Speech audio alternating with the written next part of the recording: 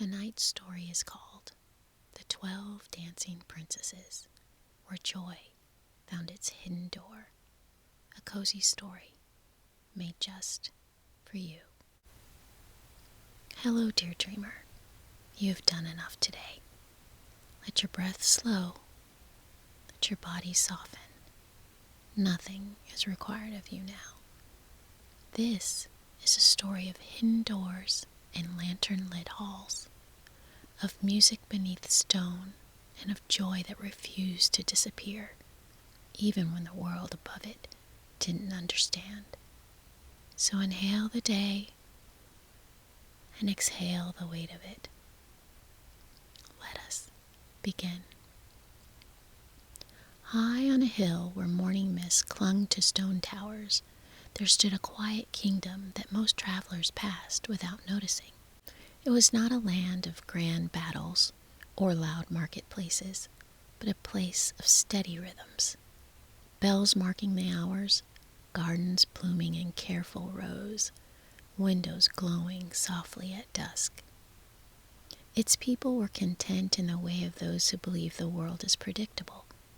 The sun rose, the gates opened, bread was baked, candles were lit, doors were closed at night. And at the heart of the castle lived a king who loved order above all things. He loved his kingdom, he loved his daughters, and he loved knowing that all was as it should be. 12 daughters lived there, 12 sisters born in quick succession, like a ladder of rising notes in a single song. They were known throughout the land for their grace, their kindness, and their quiet laughter in palace halls. Yet, each morning when the king's steward laid out their shoes, the leather was worn thin, the silk ribbons frayed, the soles scuffed as though they had crossed long roads in the dark. No one could explain, and so, beneath the calm of this small and careful kingdom, a question began to whisper. Where do the princesses go when the world is asleep? By day, the sisters moved through the palace as daughters of the realm. They read in sunlit windows. They walked the gardens. They listened to their father's counsel at the long oak table. They spoke gently to servants, fed swans at the pond, and watched clouds drift over the hills. Nothing about them seemed unusual. Only at night did the second life begin. Each evening, after the last bell chimed and the torches dimmed in the corridors, the princesses gathered in their shared chamber at the end of the eastern hall. The king's steward turned the lock with solemn care, as he did every night, believing this ensured their safety. When his footsteps faded, the sisters prepared in silence. Candles lowered, hair unpinned, slippers placed neatly by each bed. Then darkness, a breath. The eldest princess sat upright, already awake, already listening. She touched the carved post at her bedside. Wood shifted, a seam appeared. A door that did not exist by the day opened inward. Cool air flew from below, carrying the scent of rain on stone and something faintly musical, like distant strings tuning in the dark. One by one the sisters rose, bare feet on the cold floor, hands joined, 12 heartbeats moving as one. And together they stepped through the hidden doorway and began their descent. The staircase wound downward farther than any staircase should. Stone steps curved into shadow, yet torchlight bloomed ahead of them, rising gently as though it had been waiting for their return. The air grew cooler, softer. The scent of the upper world, linen, candle wax, garden soil, faded behind them. In its place came the smell of damp earth, wild leaves, and something faintly sweet, like sap warmed by unseen suns. At last, the stair opened into a cavern so wide that the darkness swallowed its edges, and there, before them, stood the first forest. Trees of silver. Their trunks were pale as moonlight, their branches curled like filigree, and every leaf shimmered, not with glare, but with a quiet inner glow, as though each one held a tiny memory of starlight. When the sisters stepped among them, the leaves whispered, not with the wind, there was no wind here, but with a soft chiming sound, like distant bells stirred in sleep. Their silk slippers made no sound on the ground. The forest floor was soft as velvet moss. They walked in single file, hands still linked, moving deeper between the silver trunks. Light spilled over their shoulders, outlining their hair in halos of frost-white gleam. After a time, the silver light softened, warmed, and shifted. The sisters passed into the second forest. Now trees of gold. Their leaves glowed amber and honey, and the air here felt warmer, like afternoon sunlight resting on skin. Golden reflections danced upon the sisters' faces. Their light laughter rippled gently as if stirred from somewhere deep and old. No one hurried. There was no need. Time in this place did not press forward. It unfolded. And at the far edge of the golden forest, another threshold waited. The third forest. Trees of crystal and diamond. Their branches arched overhead like cathedral windows carved from frozen light. Every step scattered tiny sparks across the cavern walls, constellations forming and dissolving with each movement. Here, the sisters' eyes shone brightest of all. Shoulders relaxed, breath deepened. This was the forest that told them they were close. Very close. At the end of the diamond trees, darkness opened once more, wide, still, expectant. And in that darkness, water gleamed. Beyond the forest, the cavern widened again, and the sisters stepped onto a smooth stone shore. Before them stretched a lake so still it might have poured glass. Its surface reflected no ceiling, no torches, no stars, only depth. A darkness that felt soft rather than empty, like a pause in music before the next note arrives. Along the edge of the water waited 12 slender boats, carved from pale wood that gleamed faintly as if remembering moonlight. Each boat drifted forward a little as the sisters approached, nudging the shore in silent welcome. Without speaking, each princess stepped into her place. 12 boats, 12 sisters. The water accepted their weight with barely a ripple. Then, from the mist above the lake, oars dipped. Invisible hands guided them.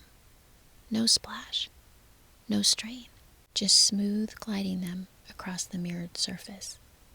The sisters sat upright, hands resting on their knees, faces forward. The air here smelled of cool stone and night rain. A low hum threaded through the cavern, distant, melodic, like a song remembered from childhood, but never learned. Halfway across the lake, the mist thickened. It curled around the boats, brushing cheeks like silk veils. The princesses closed their eyes, letting the sound carry them. A heartbeat. Another. Another. And slowly, shapes emerged through the mist. Warm golden light ahead. Movement, columns, open doors. The far shore approached, glowing softly as if dawn had risen underground. The boats touched land, and one by one, the princesses stepped onto the stone that pulsified faintly with the rhythm of unheard music. Before them stood a palace carved into the living rock of the mountain's heart. Archways curved like waves, balconies wound like vines, lanterns of soft crystal light floated without chains or flame. And through the open doors, music spilled outward, rich, flowing, alive. The sisters exchanged glances of shared knowing. Then, with quiet anticipation, they entered the palace of the hidden dance. They had descended in soft silk dancing slippers, the kind made for long hours of turning and gliding, their ribbons trailing like quiet promises behind them. The doors opened without touch. Warm light spilled outward, soft and golden, wrapping around the sisters like a familiar shawl. The air inside the palace shimmered with movement, not frantic, not loud, but alive like breath turned into sound. The floor was smooth stone, veined with threads of crystal that pulsed gently in time with the music. Columns rose like carved trees, their branches curving overhead to form arches that caught the glow of floating lanterns. No flames, no smoke, only light, hovering as if it is held by invisible hands. And there, waiting within the hall, were others. Figures stepped forward from the glow, dancers, companions, friends, some tall, some slight, some with eyes bright as morning, some with hair flowing like river mist. They bowed as the princesses entered, not in the greeting of royalty, but in welcome of equals. Music swelled, not from instruments or mouths, but from the space itself, as though the mountain's heart had learned to sing. The eldest princess lifted her chin, shoulders loosened, a smile touched her lips. One by one, the sisters stepped forward, slipping into the waiting arms of their partners. And then they danced, not with steps learned by instruction, but with movement born from longing, from joy, from being wholly, completely themselves.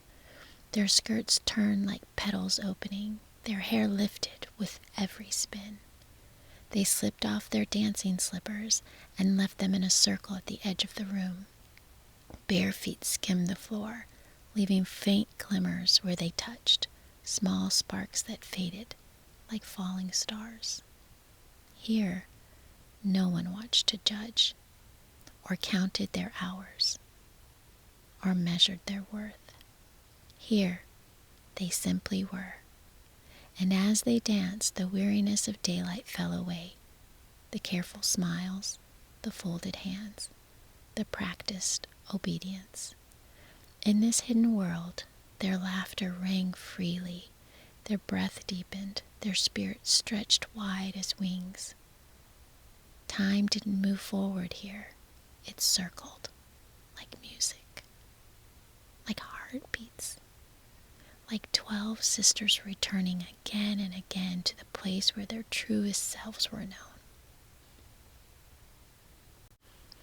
Above the hidden realm, the daylight kingdom continued its steady rhythms.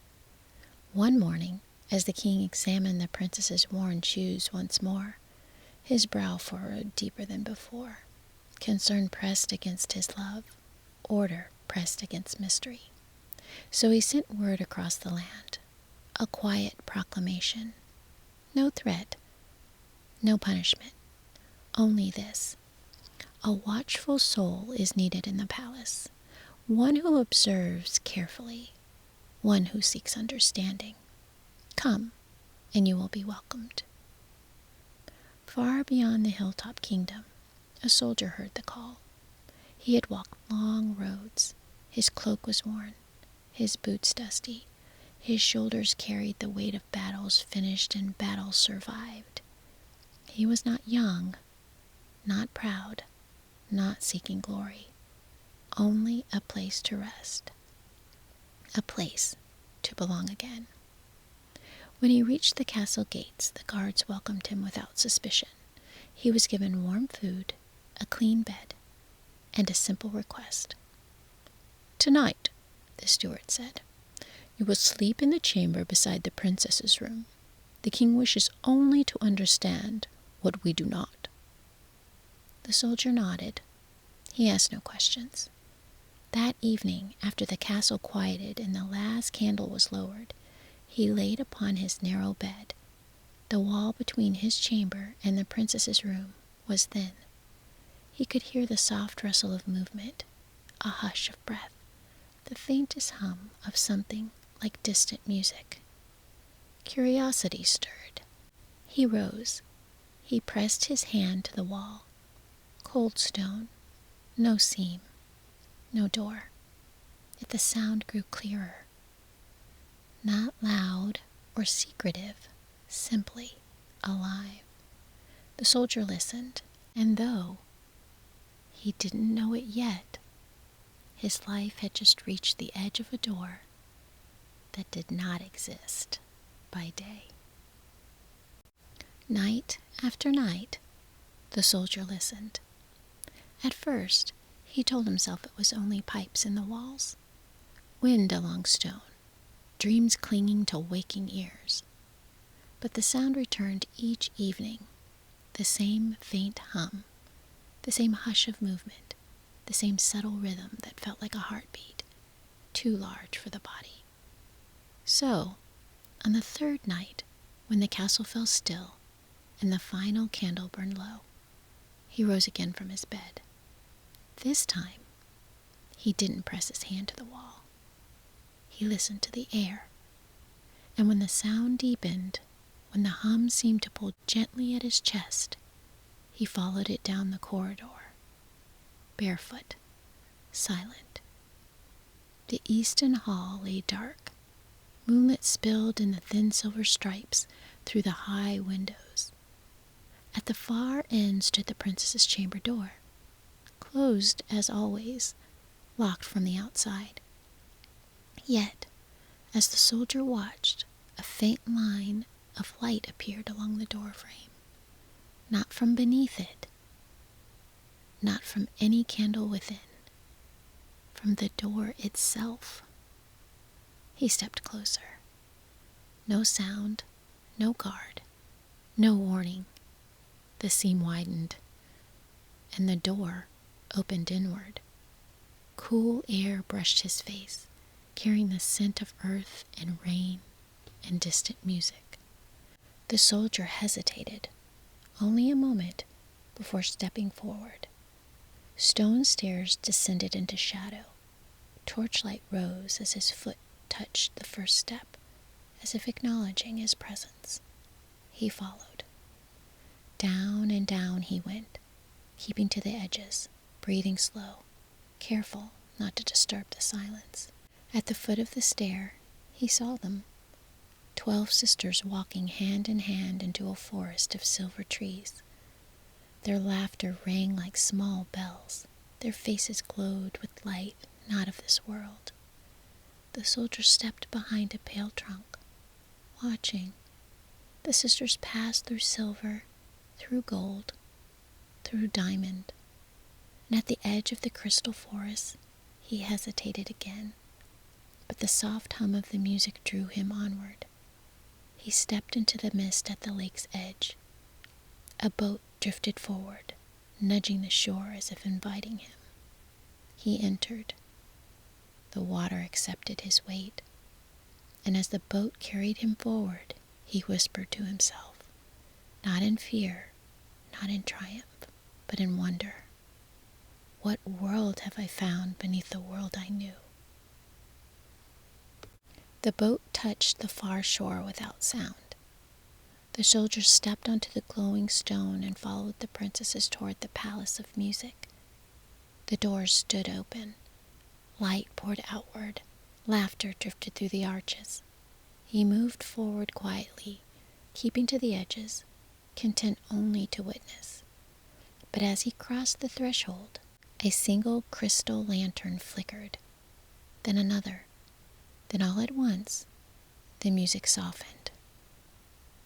Not stopped, only stilled, like breath caught in the chest. The dancers turned. 12 sisters stood at the center of the hall, skirts settling, hair falling loose around their shoulders. Their companions stepped back, giving space, waiting. The eldest princess looked directly at the soldier, not startled or frightened, simply aware. "You have followed us," she said gently. The soldier lowered his head, not in shame, but in respect. "I did," he answered. "I did not know what I would find. I only knew the sound called to me." Silence rested between them, warm and steady. The youngest sister stepped forward. "Most who find hidden doors come seeking power," she said, "or reward." The soldier lifted his eyes. "I seek neither." "Then why stay?" asked another. He considered this, truly considered it. "Because I have seen what it means to live without wonder," he said quietly, "and I would not close a door I was never meant to own." A ripple moved through the hall. The lantern light steadied. The music resumed, softer now, like a heartbeat returning after pause. The eldest princess approached him. She placed her hand over his heart. "If you remain," she said, "you remain as a guest, not keeper, not master. This world does not belong to you." He placed his hand over hers. "I understand," he said. And in that moment, something older than stone, older than kingdoms, sealed the agreement. The palace light warmed, the music rose again, dancers returned to motion. And among them now, one more presence moved, careful, reverent, invited. The realm accepted him. Morning came gently to the hilltop kingdom. Sunlight spilled through the high windows. Servants moved through corridors with trays of bread and tea. The castle woke in its usual careful rhythm, yet something subtle had shifted. At the breakfast table, the king noticed it at once. His daughters entered with easy steps. Their faces carried warmth, not weariness. Their eyes held depth, not secrecy. And when the steward placed their slippers beside their chairs, the king saw that the leather was whole. No thinning soles, no frayed ribbons. As if the knight had finally learned how to give without taking. The king's brow furrowed, not in suspicion now, but in longing to understand. He turned to the soldier, who stood quietly at the edge of the hall. "You have watched," the king said. "You know what I do not." The soldier did not answer immediately. That afternoon, when the palace rested in its midday hush, when he walked to the eastern corridor, the princesses were already waiting near the hidden door, as though they had sensed his approach. He bowed before them. "The king has noticed the change," he said. "He wishes to know the truth. I will not speak of your world without your will. Tell me how to answer him." The sisters gathered close. 12 voices murmured together.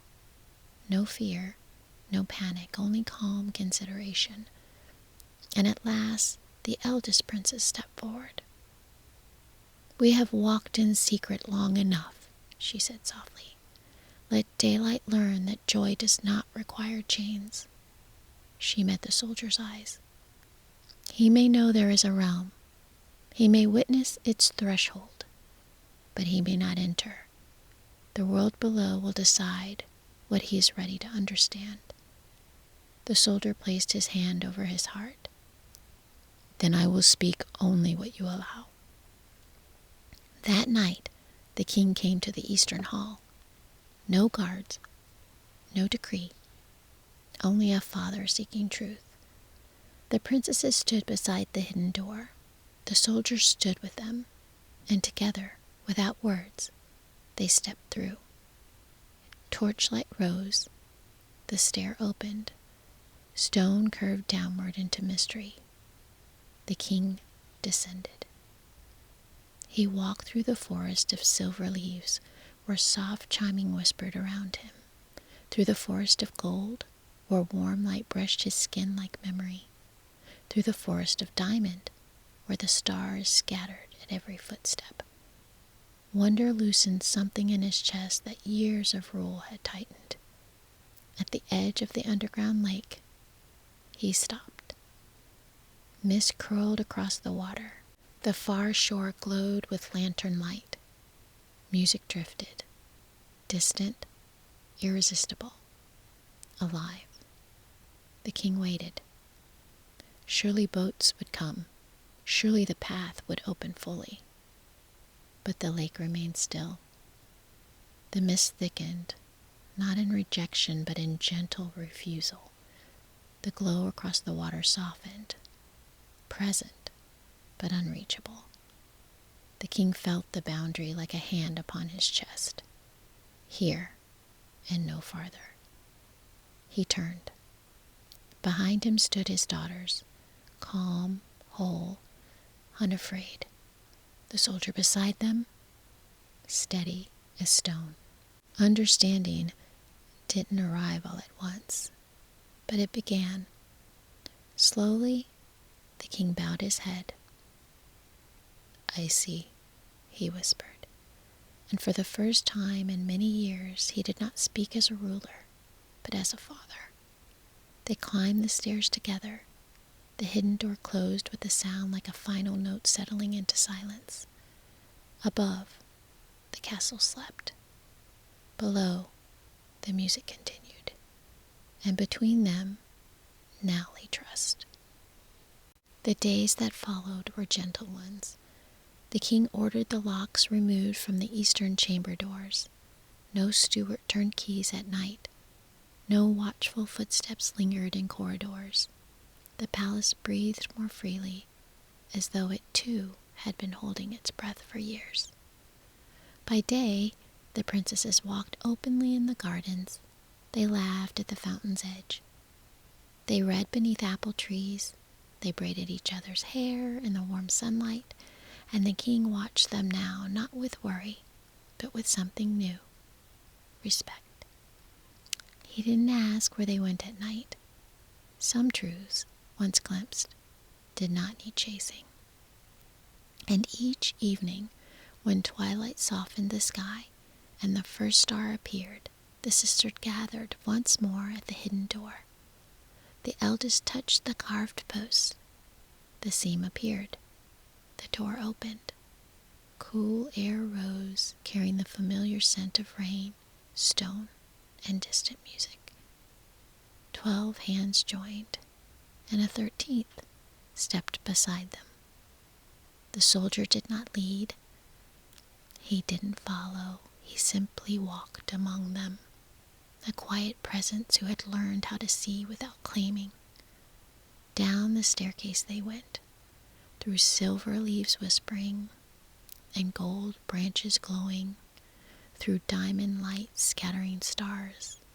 Across the lake the boats came easily now, gliding forward in silent welcome. And on the far shore, the palace of music opened its doors. The dance began. Skirts turned, lanterns drifted, crystal floors pulsed softly beneath bare feet. Laughter rose and fell like waves against stone. Here, the sisters were still daughters of the kingdom above, but they were also something more. Guardians of a hidden world, keepers of joy, carriers of a light that did not burn out when shared. And sometimes, just sometimes, travelers passing the hilltop castle at night would hear it. A faint melody in the wind, a rhythm beneath the silence, a feeling that somewhere, unseen but real, people were dancing in perfect freedom. They would pause, smile without even knowing why, and continue on their way, hearts just a little lighter. Because some doors are hidden, not to keep us out, but to protect the wonder we are only just learning how to honor. And beneath the sleeping kingdom, the music played on. The hidden hall is quiet again. Lanterns drift lower, their golden glow softening crystal walls. The last echoes of music fade into stone, gentle and lingering, like a song remembered in a dream. Above, the castle rests. The night breathes, and somewhere beneath the surface of the ordinary world, music continues, soft, patient, eternal, waiting for the moments when your heart needs to remember that joy has never truly left you.